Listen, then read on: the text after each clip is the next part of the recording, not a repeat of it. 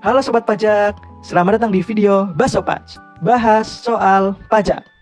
Siap-siap otak diputar ya, karena kali ini kita bakal bahas soal-soal pajak dengan cara yang fun dan asik. Eits, tapi tenang, gak pakai ribet kok. Kita akan pelan-pelan dan bareng-bareng sampai paham. Yuk siapkan catatanmu, dan kita mulai serunya petualangan menjawab soal pajak ini. Let's go!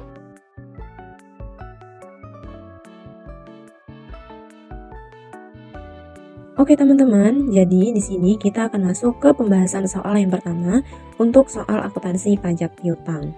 Nah, untuk soal yang pertama seperti yang tertera di layar kalian, di sini ada PT Gio menjual secara kredit 5 unit sepeda yang tiap sepedanya itu seharga Rp6.720.000 per unit. Nah, harga ini telah termasuk PPN 12% pada tanggal 10 Juni tahun 2025. Perusahaan telah dikukuhkan sebagai PKP 2 tahun yang lalu, atau pengusaha kena pajak ya teman-teman, PKP itu. Selanjutnya, perusahaan menggunakan metode perpetual dalam pencatatan persediaannya. Dan diketahui harga pokok dari sepeda tersebut adalah seharga Rp4.500.000 per unit. Pertanyaannya adalah, buatlah jurnal pencatatan atas pajak sepeda tersebut. Nah, jadi di sini untuk pembahasannya, kita akan membuat jurnal pencatatan atas penjualan dan juga persediaan dari si penjualan sepeda tersebut. Untuk jurnal pertama yang akan kita buat itu adalah pada saat penjualan sepedanya, yakni pada tanggal 10 Juni tahun 2025.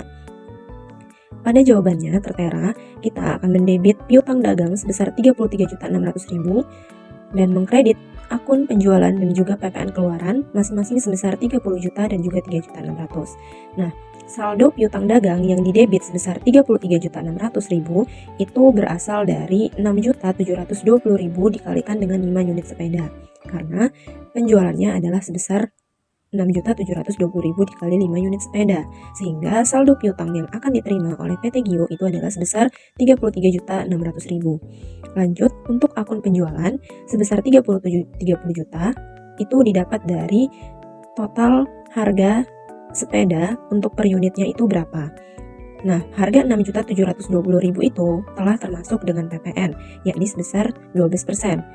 Sehingga apabila satu unit sepeda, kita ingin mencari berapa sih harga per unit sepeda itu apabila tidak termasuk PPN. Sehingga kita harus mencari berapa persen untuk satu unit sepeda. Nah, satu unit sepeda itu diakumulasikan sebagai 100% dan PPN-nya tadi 12%, sehingga harga setelah PPN itu kan Rp6.720.000, maka kita bisa menghitungnya yakni Rp33.600.000 dibagi dengan 112%, atau apabila berdasarkan peraturan pembagian maka Rp33.600.000 dikalikan dengan 100/112, maka dapatlah penjualannya itu sebesar 30 juta. Lanjut, untuk akun PPN keluaran berarti itu adalah sisanya di Rp3.600.000. Karena kan tadi totalnya itu adalah Rp33.600.000, penjualannya 30 juta, maka PPN-nya adalah sebesar Rp3.600.000. Selanjutnya, setelah kita menjurnal penjualan sepedanya, maka kita juga harus mencatat persediaannya, karena ketika kita menjual suatu barang, maka persediaan kita juga akan berkurang. Nah, di sini kita akan mendebit beban pokok penjualannya sebesar Rp22.500.000 yang berasal dari harga pokok sepeda per unitnya, yakni sebesar Rp4.500.000 dikali dengan 5 unit sepeda yang terjual, sehingga HPP-nya akan menjadi Rp22.500.000. Dan juga kita akan mengkredit persediaan sebesar harga yang sama, yakni Rp22.500.000, karena ketika kita menjual barang dagangan, otomatis persediaan kita juga akan berkurang. Nah, di kasus yang lain, apabila tanggal 15 Juni tahun 2025 ada satu unit sepeda yang dikembalikan oleh pelanggan kepada PT Gio, maka adanya return tersebut itu akan dicatat sebagai berikut. Ketika ada pelanggan yang mengembalikan satu unit sepeda kepada PT Gio, maka kita juga harus mencatat penjurnalan dari return barang tersebut. Nah, di sini ada 2 jurnal ya teman-teman. Yang pertama, kita akan menjurnal pengembaliannya dulu. Yang pertama itu kita akan mendebit return penjualannya sebesar 6 juta. Nah, dari mana 6 juta? Yakni berasal dari harga satu unit sepeda sebelum dikenai PPN 12%. Karena PPN-nya itu akan kita sendirikan di bagian akun PPN keluaran, yakni bisa dilihat sebesar Rp720.000 yang berasal dari 12% dikali dengan 6 juta. Dan kita juga akan mengkredit piutang dagangnya sebesar 6.720.000 yang berasal dari akumulasi return penjualan dan juga PPN keluaran. Nah, kita mengkredit piutang dikarenakan ketika barang tersebut dikembalikan, otomatis piutang yang akan kita terima juga akan berkurang sebesar 1 unit sepeda. Nah, selanjutnya ketika kita menerima return barang, berarti persediaan barang dagangan kita itu juga akan bertambah, sehingga kita juga akan menjurnal persediaannya, yakni persediaannya di debit sebesar 4.500.000 yang berasal dari harga pokok sepedanya tadi sebesar 4.500.000 per unit, dan juga mengkredit HPP-nya atau beban pokok penjualannya sebesar 4.500.000 juga. Seperti itu. Baik teman-teman, selanjutnya kita masuk ke contoh soal yang kedua.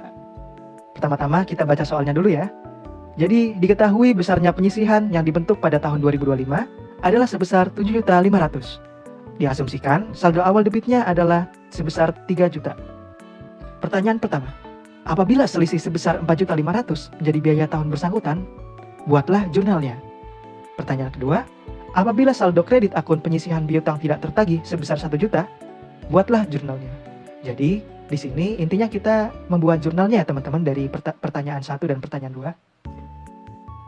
Selanjutnya next slide kita akan membahas tentang pertanyaan yang pertama.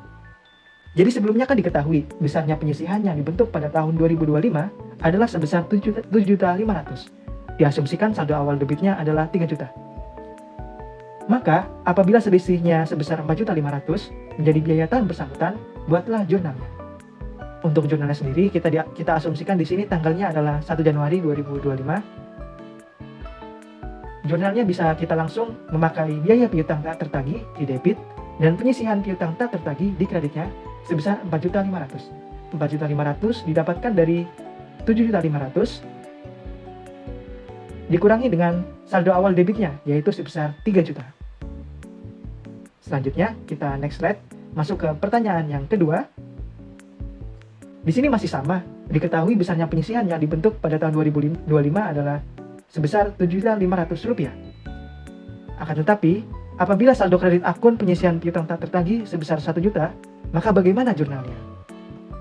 Di sini kita akan sama-sama membuat jurnal penyesuaian piutang tak tertagih dan kita asumsikan pada tanggal 1 Januari 2025. Di debit kita akan memakai biaya piutang tak tertagih dan kreditnya akan kita isi sebagai penyisihan piutang tak tertagih. Jumlah debitnya sebesar 8.500.000 didapatkan dari 7.500.000 ditambah dengan 1 juta. Kreditnya pun sama, kita jurnal di kredit sebesar 8.500.000. Mungkin itu saja teman-teman dari pembahasan 2 soal tentang akuntansi perpajakan. Semoga bermanfaat bagi teman-teman semua. Kurang lebihnya mohon maaf. See you.